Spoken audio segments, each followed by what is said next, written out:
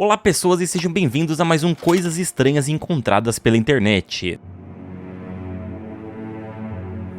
Eu sou o Pinheiro e quem é mais antigo aqui no canal certamente se lembra aqui desse quadro, mas basicamente aqui eu conto casos que de alguma forma envolvem a internet e que não renderiam um vídeo completo sozinho ou que ficaria legal no compilado. Então se você aí tem sugestões de alguns casos nesse estilo, deixa um comentário aí com ele que eu vou estar lendo tudo e aí a gente pode voltar aí com mais uma parte desse quadro, beleza? Então antes da gente começar, deixa aí aquele like pra poder me ajudar, é a forma pra eu saber se vocês querem mais episódios, deixem aí os comentários também e antes, vamos a uma palavrinha do nosso patrocinador. Pessoas, olha só, presta atenção, se liga nesse dado. Cerca de 90% dos homens no Brasil só procuram ajuda médica quando o problema já tá bem grave. E cá entre nós a gente sabe que isso aqui é verdade, principalmente quando o problema é relacionado à nossa estética. Aí sim que a gente costuma só deixar de lado, só que a gente sabe também que isso gera um monte de problema aí com a autoestima e tudo mais. E enfim, o público masculino aí sabe do que eu tô falando e nunca é tarde pra gente começar a se cuidar. Inclusive, agora dia 28 de fevereiro é o dia do amor próprio e pensando nisso, eu trouxe uma palavrinha da Manual aqui pra vocês. Olha só, a chance de você, homem aqui, ter um problema relacionado à queda de cabelo durante a sua vida é muito alta e é uma situação tratável. A Manual é uma empresa britânica especializada em tratamento para calvície da forma mais prática e segura possível, tanto para quem tá em estágio inicial ou para estágio avançado, e você nem precisa sair de casa para fazer esse tratamento. No site deles você responde a um questionário sobre sua calvície e um médico vai te passar um plano de tratamento de acordo com seu perfil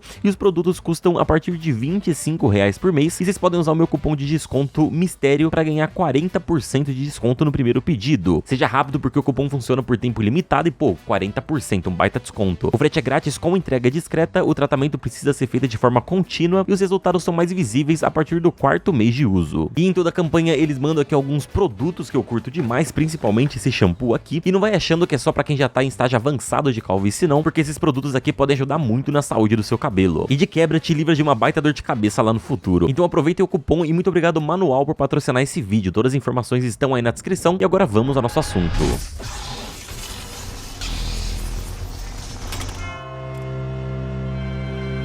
No ano de 2021, a streamer Little Kitty era um fenômeno no TikTok, contando com seus 700 mil seguidores que acompanhavam seus tutoriais de maquiagem e seu vlog pessoal, onde ela compartilhava sua vida e também dava alguns conselhos. Na verdade, para ser mais exato, ela produzia conteúdo no Douyin, que é a versão do TikTok feita exclusivamente para a China. Little Kitty, que na verdade se chamava Lu Xiao Mao Mao Zi, começou a fazer sucesso por volta de 2018 e aos poucos foi atingindo um público cada vez maior, até que em 2021 se tornou um dos maiores fenômenos no nicho onde atuava. No entanto, no dia 15 de outubro daquele ano, Little Kitty abriu a sua última live. Assim que ela entrou ao vivo, ela já não aparentava estar normal. Kitty estava com um semblante diferente e logo de cara, ela já disse que aquela seria a sua última transmissão, porque ela não queria mais viver. Num momento de desabafo, a garota contou que estava batalhando contra uma depressão forte e que simplesmente não aguentava mais. Talvez possa parecer que tudo isso veio de repente,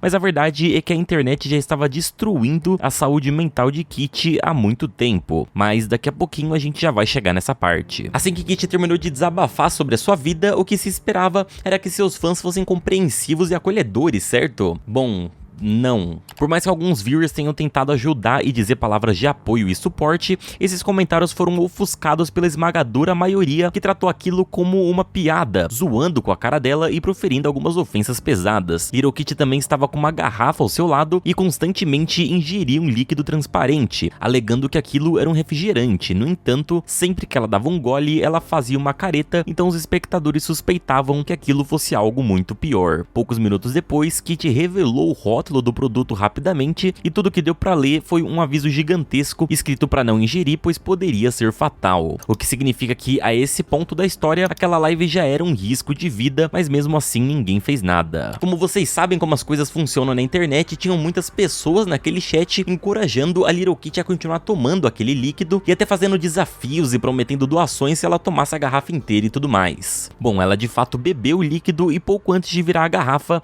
ela disse exatamente as seguintes palavras. palavras: "Eu pareço estar feliz, mas tudo isso é um grande show. Eu espero que vocês sejam felizes e que, ao verem meus vídeos, lembrem de mim como alguém feliz." Pois é, a última coisa que ela desejou para as pessoas que estavam dizendo para ela tirar a própria vida foi que elas fossem felizes. Acho que isso diz muito. Pouco tempo depois de virar o líquido, a Little Kitty saiu da tela e em alguns minutos os paramédicos chegaram e a levaram para o hospital mais próximo. Ela chegou a ficar entubada por algumas horas, mas infelizmente não resistiu e veio a óbito. Depois de algumas autópsias preliminares ali, foi confirmado que o líquido que ela estava bebendo era um pesticida muito forte, literalmente um veneno que é feito para matar insetos, porém ela virou uma garrafa inteira. E apesar disso tudo, ainda faltava desvendar o porquê que ela fez isso. Em alguns relatos posteriores, os amigos da streamer alegaram que ela não pretendia beber o líquido, mas que os comentários dos espectadores a desafiando e a chamando de fraca por não beber entraram na sua mente e o pior aconteceu. Um dos fatos que reforça essa fala dos amigos é que a Kitty, logo após encerrar a live e virar todo aquele vidro, ela ligou pra ambulância mostrando que talvez ela tivesse se arrependido, mas infelizmente não deu mais tempo. A depressão desenvolvida pela Kitty foi justamente desencadeada por conta da internet, já que em 2019 ela começou a namorar um cara chamado Zal, que também fazia vídeos e queria ficar famoso a qualquer custo. Quando eles terminaram, Zal começou a espalhar diversos boatos falsos sobre Kitty e ela começou a sofrer bastante bullying na internet. Entre os boatos que Zal espalhou estava o de que sempre que os dois brigavam, Kitty o traía com diversos homens, o que foi provado não ser verdade. Mas o fato é que as pessoas não estavam interessadas na verdade e sim em ver o circo pegar fogo. Zal também espalhou que Kitty havia engravidado de outro homem quando eles estavam brigados e ela logo depois teria abortado a criança, e sim, as pessoas simplesmente acreditaram nisso. Ela tentou se explicar e fornecer provas de que Zal estava mentindo, mas é aquilo, a acusação sempre reverbera mais do que a defesa. Pouco tempo depois, Kitty foi morar com outro homem que ela conheceu,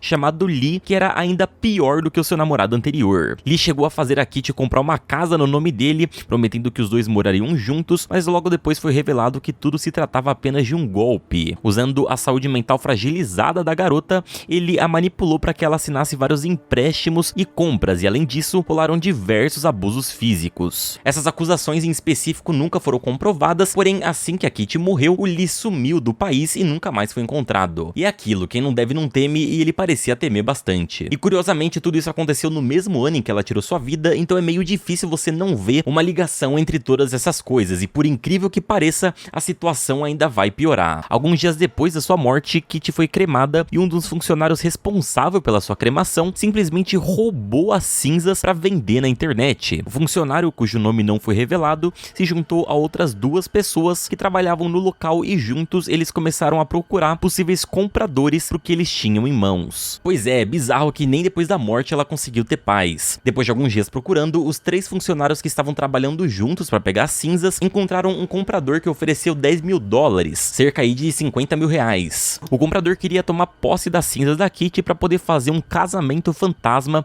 usando os restos mortais da influenciadora. O casamento fantasma é uma tradição chinesa que acontecia há cerca de 3.000 anos, quando famílias tentavam encontrar parceiros para os seus filhos que já haviam falecido, pois, segundo eles, assim o seu espírito poderia florescer e não se sentir solitário ou desconfortável na vida após a morte. A tradição é ilegal na China há muitas e muitas décadas, mas acabou ressurgindo conforme as pessoas perceberam que isso poderia virar um mercado de roubo e venda de restos mortais para quem tivesse interessado em praticar esse ritual. Pois é, o caso da Kitty deu uma luz a todo esse submundo onde legistas e cremadores roubam os corpos de pessoas falecidas para revender no mercado ilegal. A gigantesca maioria dos compradores de corpos, como você deve imaginar, são homens, enquanto a maioria dos corpos roubados são de mulheres. O valor de um corpo fresco nesse mercado pode chegar até $50.000, enquanto um corpo molhado, que é como eles chamam os corpos que já estão ali em semanas de decomposição, pode ir de $7 a $12.000, e o mais em conta é o corpo carne seca, que já está em estado avançado de decomposição, que custa ali em volta dos seus $2.000. Mas voltando ao caso principal, as autoridades conseguiram interceptar a negociação antes que a venda fosse concretizada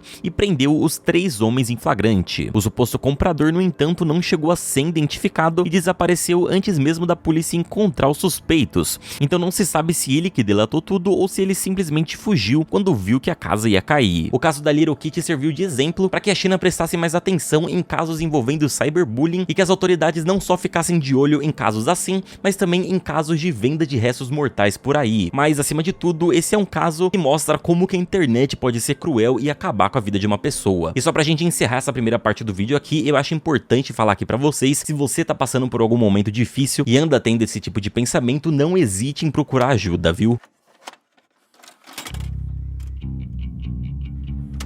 Nevada Tan foi uma imagem um tanto quanto bizarra que surgiu de repente no fórum Chuchen e rapidamente começou a ganhar fãs, ilustrações, desenhos animadas e até mesmo uma HQ só pra ele. O meme em questão era basicamente uma foto de uma menina sorridente com uma aparência fofa, porém com um moletom da Universidade de Nevada sujo de sangue e um estilete caindo pra fora do bolso. A imagem repercutiu justamente porque era algo atípico, né? Uma quebra de expectativa ali de uma menina aparentemente fofinha, mas que tava suja de sangue como se tivesse acabado de cometer um crime, e de fato ela tinha acabado de cometer um crime. A menina na foto em questão, na verdade, se chama Natsumi Tsuji, que foi acusada de assassinar sua colega de classe, Satomi Mitarai, de apenas 12 anos de idade, enquanto ela mesma tinha 11. Natsumi nasceu em 1992 e desde cedo ela já demonstrava ter uma inteligência acima da média, o que a fez integrar a escola primária de Okubo Sasebo, na província de Nagasaki. Natsumi tinha cerca de 140 de QI ainda aos 10 anos de idade, então ela era realmente uma garota diferenciada para sua idade e também muito sozinha, porém ela tinha ali alguns amigos e uma das suas melhores amigas era a Satomi Mitarai. Natsumi e Satomi eram amigas inseparáveis por vários anos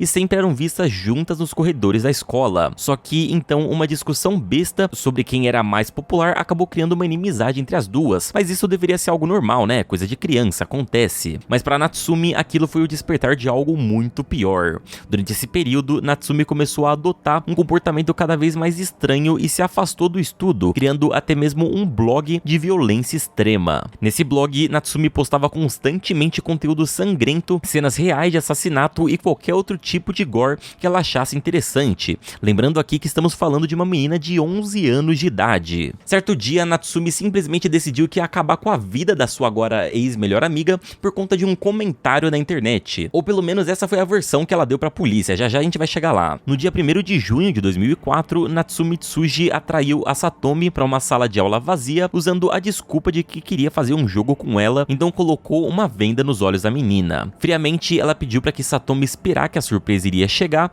e assim a sua colega o fez, sem saber que aqueles seriam na verdade os seus últimos segundos de vida. Nesse momento, Natsumi pegou o gilete do seu bolso e tirou a vida da sua amiga em um único golpe, e a cena se manteve por mais alguns minutos, resultando no seu casaco encharcado de sangue e dando assim origem à foto que virou meme. Inclusive, existe também uma foto que foi tirada da turma inteira horas antes da morte de Satomi e nela é possível ver a Natsumi com o moletom de Nevada, enquanto Satomi sorri para a câmera do outro lado da imagem. Depois do crime, Natsumi retornou à sala de aula com as roupas e as mãos manchadas de sangue, mas agindo normalmente até ser notada pela professora, que imediatamente acionou o alarme da escola e ligou para a polícia. Os socorristas, ao chegarem no local, encontraram o corpo de Satomi já sem vida, e quando os policiais foram até Natsumi para perguntar o que exatamente aconteceu, a única coisa que ela respondeu foi: "Eu fiz algo de ruim, não é? Me desculpe." Só por essa reação já dava para perceber que Natsumi não era uma pessoa completamente sã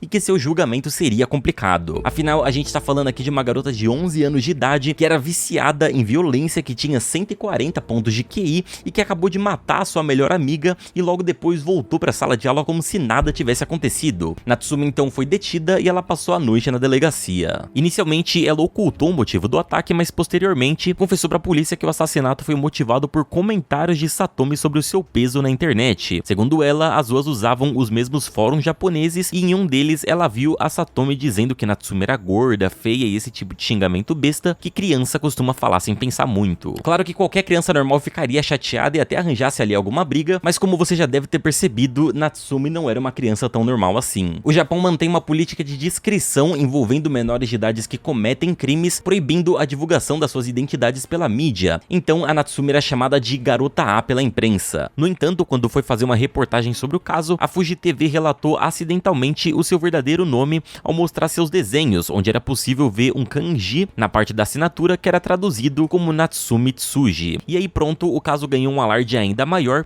e todos queriam justiça pela garota assassinada. Depois de muitos interrogatórios, Natsumi confessou que planejou o assassinato e tudo que seus advogados puderam fazer foi dizer que Natsumi havia sido influenciada por conteúdo violento na internet e pelo filme Battle Royale, no qual era apaixonada. Nessa época ainda rolava muito pânico da mídia de colocar a culpa de crimes hediondos em filmes e jogos violentos e tudo mais, e pra eles essa seria a desculpa perfeita pra tentar amenizar ali a pena que a menina receberia. Natsumi então foi levada até o tribunal de Nagasaki e ninguém sabia exatamente o que fazer com ela, porque por um lado ela estava bem abaixo da maioridade penal, porém por outro lado ela cometeu ali um crime absurdo. Se iniciaram então diversos debates em como ela seria julgada. Pra começar, ninguém sabia exatamente se a garota tinha graus de psicopatia, se aquilo havia sido um evento isolado ou se poderia voltar a acontecer no futuro, e geralmente psicólogos e psiquiatras trabalhando juntos ali conseguem fazer essa distinção, porém, aparentemente o caso da Natsumi era extremamente fora da curva e ela fazia contradições a todo momento. E bom, eles precisavam de mais tempo, porém o sistema judicial tava com um problemão nas mãos, porque agora a identidade dela havia sido revelada e tava todo mundo clamando por justiça e cobrando que um julgamento rígido acontecesse, e foi nesse contexto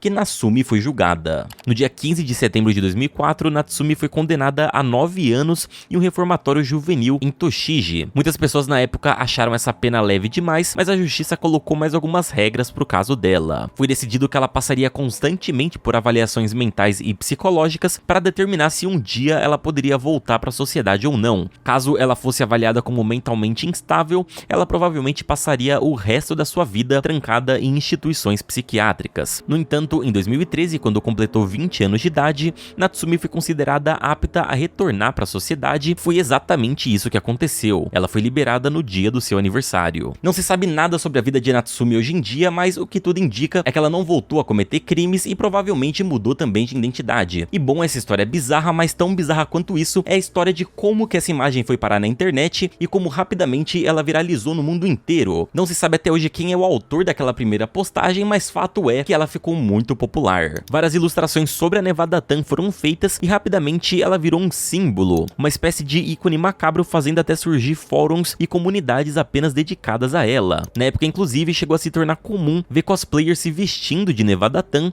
enquanto surgiram multidões de fanfics e fanarts do assassinato junto à fotografia da menina. Mas continuando, um grupo musical alemão também mudou seu nome para Nevada Tan na época, e para você ter uma noção de como a parada se espalhou, Nevada Tan ganhou até mesmo um mangá dedicado, mas com uma história diferente da que inspirou a foto original. E era de se esperar que quando a internet descobrisse a origem daquela foto que realmente aconteceu, eles fossem parar de republicá-la, mas como eu disse, aqui é a internet, então as coisas só pioraram. Em junho de 2005, a loja online da Universidade de Nevada relatou que o moletom usado por Natsumi nas fotos se tornou seu item mais vendido, mas ele foi retirado de catálogo algumas semanas depois.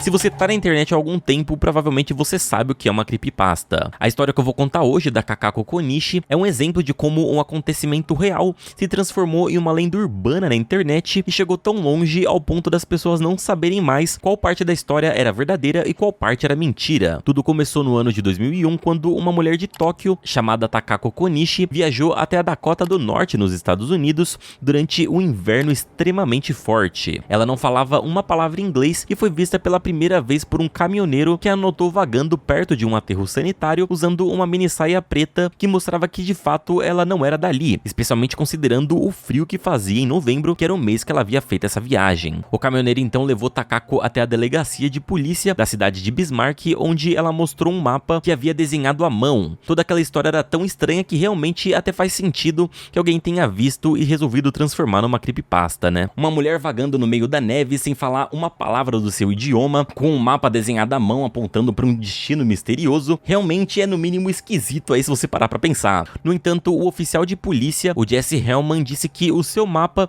nada mais era do que um pedaço de papel em branco, onde ela havia desenhado uma estrada e uma árvore. E segundo ele, ela continuava apontando pro papel, dizendo que precisava chegar naquele lugar como se sua vida dependesse daquilo. E bom, pra alguém parar no meio da neve do outro lado do mundo sem falar uma palavra daquela língua, realmente devia ser algo importante. O problema é é que obviamente o desenho era muito vago e na Dakota do Norte havia uma estrada com uma árvore em praticamente todo lugar. Era impossível saber de qual local ela estava se referindo. Takako continuava apontando para o desenho, dizendo a palavra Fargo, e isso deixou os oficiais de justiça divididos entre duas teorias. A primeira teoria era mais simples, que ela queria simplesmente chegar na cidade de Fargo, que ficava apenas alguns quilômetros da onde eles estavam. Mas a segunda era mais complexa, era como se aquele mapa ali indicasse um tesouro que ela estivesse procurando, alguma coisa do tipo, e depois de algum tempo os policiais perceberam uma coisa. Eles notaram que a história que ela tentava contar era muito parecida com a de um filme chamado Fargo, lançado em 96, que falava sobre uma mulher tentando encontrar uma pilha de dinheiro enterrada debaixo da neve da cidade de Fargo. Agora eles precisavam entender se ela estava dizendo uma história real ou simplesmente estava delirando, acreditando que a história do filme era algo verdadeiro. No fim das contas, eles não conseguiram convencer Takako que não havia nenhum tesouro enterrado e a ajudaram a comprar uma passagem até Fargo, para onde ela partiu. Takako passou os dias seguintes em um hotel na tal cidade, onde mais tarde o recepcionista disse que ela continuava fazendo perguntas sobre qual era o melhor horário para observar as estrelas. Um relatório levantado pelas autoridades na época afirmou que houve uma chuva de meteoros durante esse período e talvez ela estivesse tentando encontrar um bom lugar para assistir. Você percebe que é tudo meio desconexo nessa história, né? Mas segura aí que já vai fazer sentido. Infelizmente, alguns dias depois desse acontecimento, um homem encontrou o corpo de Takako encostado em uma árvore em um bosque de pinheiros nas proximidades de Detroit Lake, em Minnesota. Não havia causa aparente da morte e os médicos legistas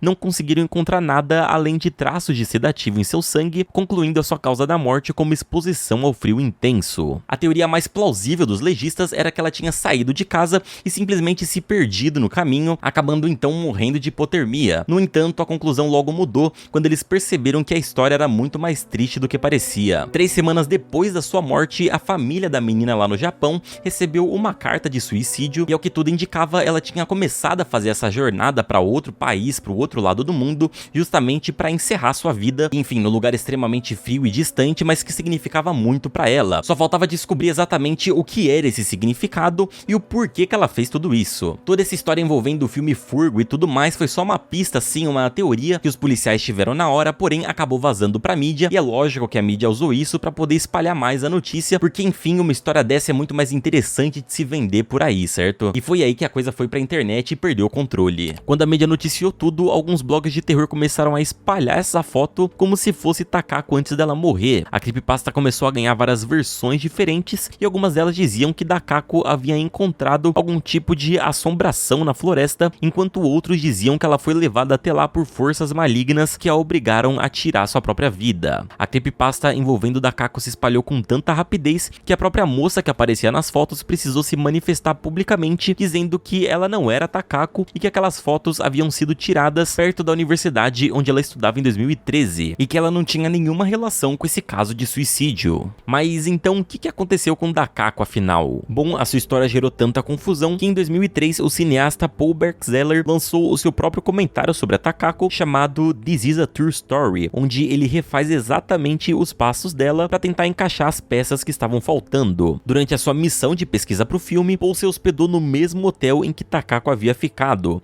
Inclusive, ele disse que a história ficou tão forte e tão conhecida por lá que o hotel evitava alugar o mesmo quarto que ela ficou, porque acreditavam que de alguma forma ele pudesse ser amaldiçoado ou trazer uma aura negativa. Depois de várias pesquisas, Paul descobriu o que realmente aconteceu. Na real, Takako ficou deprimida por ter perdido seu emprego em uma agência de viagens de Tóquio, e junto a isso ela se tornou dependente química de alguns medicamentos e também de álcool. Algumas especulações dizem que ela escolheu ir para Dakota do Norte porque é um local que ela já havia visitado com seu ex-namorado, que é um empresário americano que ela tinha conhecido em Tóquio, mas enfim, ele acabou tendo um caso com outra pessoa e acabou abandonando. Takako foi vista pela última vez andando por Detroit e aparentemente ela decidiu morrer de uma maneira muito inusitada, simplesmente se deitando na neve e esperando, e por isso que a autópsia concluiu que ela morreu devido à exposição ao frio extremo. E ao contrário do que a mídia divulgou na época, Takako não tinha apenas uma ou duas substâncias dentro do seu corpo, mas tinha na verdade 6 substâncias, entre sedativos, anticonvulsionantes, antipsicóticos, tranquilizantes e várias outras coisas, e a autópsia também procurou saber se tinha ali qualquer vestígio